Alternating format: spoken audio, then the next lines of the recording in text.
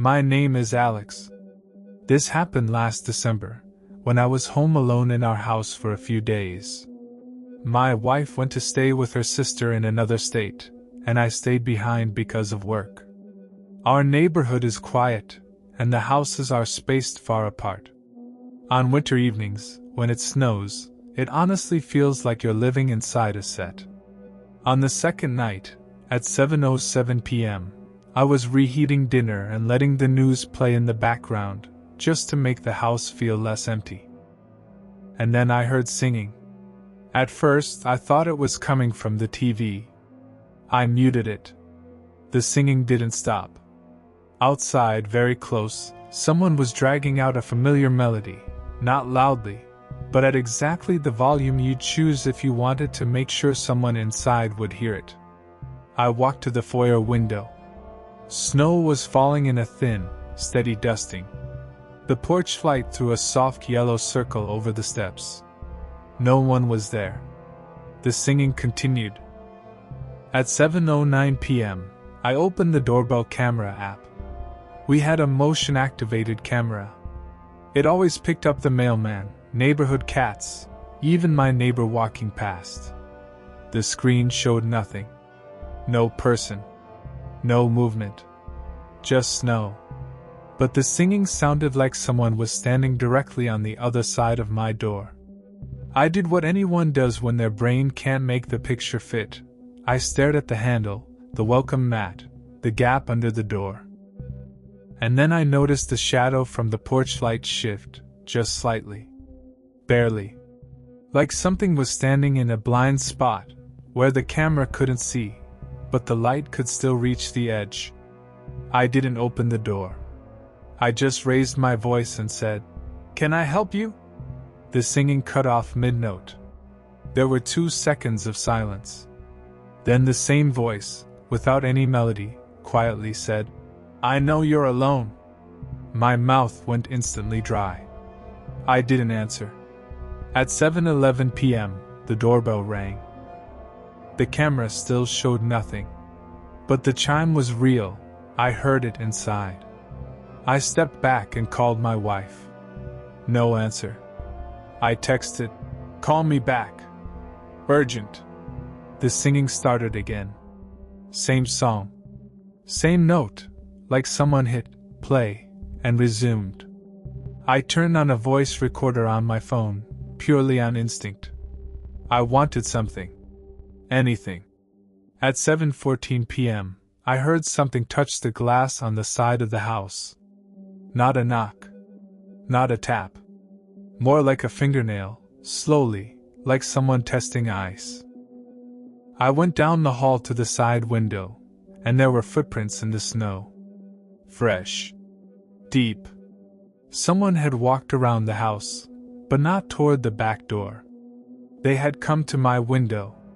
Right beneath the glass, on the outside sill, there was something small, a coin pressed into the snow.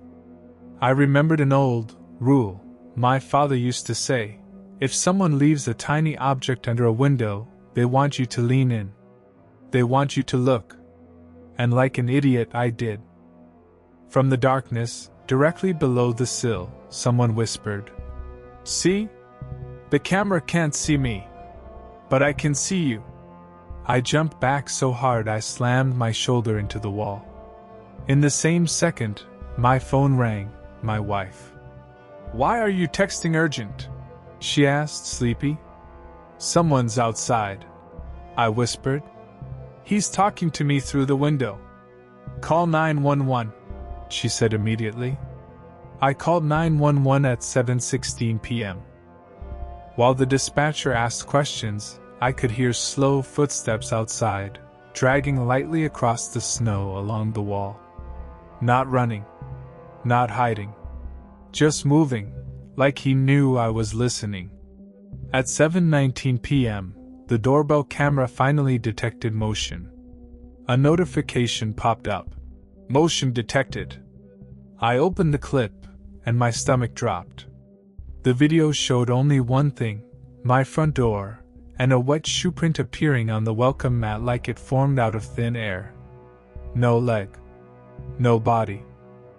just the print pressing down and leaving moisture behind. Police arrived a few minutes later. They walked the property and found a trail of prints leading into the tree line behind the houses. That night, I replayed my audio recording. I wanted to hear, "I know you're alone," again, just to prove to myself I wasn't losing it. And it was there. But at the very end, right when I thought the recording had stopped, there was one more line. Soft, perfectly clear. "Tomorrow, I'll stand where the camera can see." I was 17. This happened in late December at a shopping mall, everything decorated, music everywhere, crowds moving like waves. At 8:38 p.m., I got separated from my friends near the food court. I walked off to throw away my cup and come right back. A nothing errand. When I turned around, I realized I'd lost my sense of direction. The music was loud, lights were everywhere, storefronts reflected everything. It's easy to get disoriented in a place like that. That's when a man in his 40s approached me. Dark jacket, no shopping bags. I remember noticing it instantly. Everyone else had something in their hands. He didn't. "Looking for someone?" he asked, calm as anything. I nodded and said my friends were around here somewhere. "Reception's bad here," he said. "I know a short way to a corridor where the signal's better. Come on." It sounded reasonable. I went with him. We turned toward a service hallway. Less people, different sound. Not music anymore. Just the low hum of ventilation. At 8:41 p.m., I felt something hard to explain, like the air wasn't public anymore. Like I wasn't in a place with rules. A staff-only sign hung on the wall, but the door was cracked open. He gestured. "Here." I stopped. "I should go back," I said. He didn't get angry. He just smiled, but it didn't reach his eyes. "Don't make this a problem. You're the one who got lost." Then I noticed his ring, dark stain on it, like old paint or grime. And under his fingernails, dark. Not work dirty. Old embedded. I took a step back. He took a step forward. At 8:42 p.m., I lifted my phone like I was recording. I wasn't really filming, I just opened my camera and held it up. "I'm calling someone," I said loudly. He froze for half a second. That was enough. I turned and walked quickly back toward the crowd. I didn't run. I moved like I belonged there. That works better than panic. I found my friends within 3 minutes. I didn't tell them what happened. I was embarrassed I'd followed a stranger at all. We left the mall around 9:20 p.m. The parking lot was icy, and the lights made the snow look gray. I sat in the passenger seat, looked out, and saw him. The same man. Standing between rows of cars, no phone, no bags, staring directly at me. I instinctively raised my phone and took a picture. The flash didn't fire, but the photo saved anyway. His silhouette, and behind him, a license plate. A black pickup parked crooked. We pulled out. The pickup pulled out behind us. At first I tried to convince myself it was coincidence. But he copied every turn. When my friend, the driver, made an extra loop, the pickup did too. "He's following us," I whispered. "Who?" my friend asked, not understanding at first. I showed him the photo and read the plate number. My friend immediately called his dad, who worked in law enforcement, and put him on speaker. "Go to a well-lit gas station or a station house," his dad said. "Not home." We drove to a 24-hour gas station. At 9:39 p.m., we pulled under the bright canopy lights. The pickup rolled past, but didn't leave. It stopped at the exit and just sat there. I watched it through the glass and thought, he's waiting for us to leave. 10 minutes later, a patrol car arrived. My friend's dad really did get someone out there. The pickup moved instantly, before the cruiser could pull close.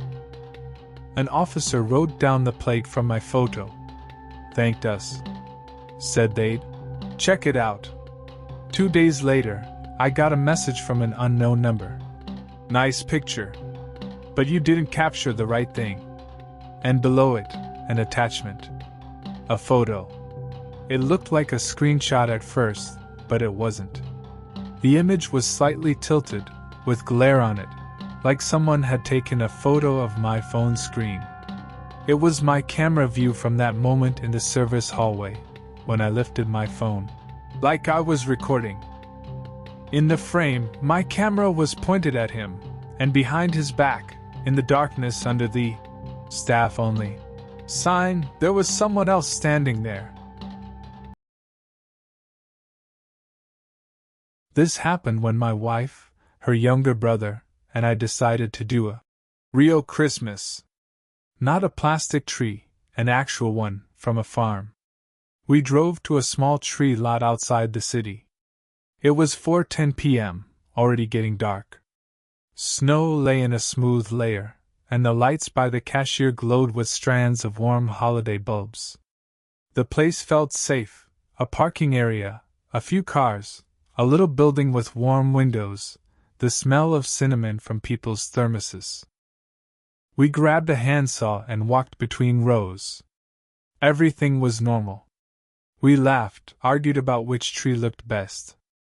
Around 4:27 p.m., I noticed a man standing between the trees. Too still for someone shopping. No saw. No gloves. No bag. I quietly said to my wife, "Do you see him?" She glanced, and immediately looked away.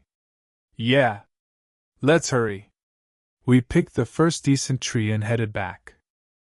At 4:33 p.m., we were dragging it to the car when the man appeared closer, like he'd stepped out of nowhere. "Good choice," he said. "You have a wagon?" I flinched. Because yes, we did. But how would he know? From where we'd been, you couldn't clearly see our vehicle. "Just a guess," he added quickly, smiling. "Most people bring wagons for this." It didn't calm me down. We loaded the tree, got in, and I locked the doors. At 4:36 p.m., I started the engine, and the rear wiper jerked once, like someone had tapped the switch. I hadn't. My wife said, "Maybe a contact issue?" We pulled out. A minute later, the car felt wrong, like the steering was floating. I stopped on the shoulder. The rear tire was low. Not a puncture. It looked like the valve had been loosened half a turn, slow leak, so you wouldn't notice right away. I looked back, and there he was. The man stood near the lot's exit, watching us on the roadside. I called the tree farm using the number from their website. A woman answered like nothing was unusual. "Hello?" I said. "There's a suspicious man on your property. I think someone messed with our tire." She paused, then said too calmly, "There's no staff posted at the exit tonight. And the cameras out there aren't working." I didn't like how prepared that answer sounded. At 4:41 p.m., my wife quietly said, "Check the glove box." I opened it, and saw a small metal key. Not ours. Old, worn down. A scrap of paper was tied to it, handwritten. "The second one is always quieter." I didn't understand. Neither did she. While we stared at it, something tapped the rear window. Once. Light. I turned my head slowly, and saw the man standing by our trunk. He wasn't smiling. He pointed at our tree and said through the glass, "You forgot to tie it down. It's going to fall." And in the same moment, like proof, the rope we'd used slid loose, the knot relaxing as if someone had untied it. I hit the gas. on the low tire. I didn't care what it did to the rim, I just wanted light, people, cameras. When we reached the first gas station, I stepped out, hands shaking. I put on the spare. And only then did I notice the worst part. That strange key fit our trunk perfectly.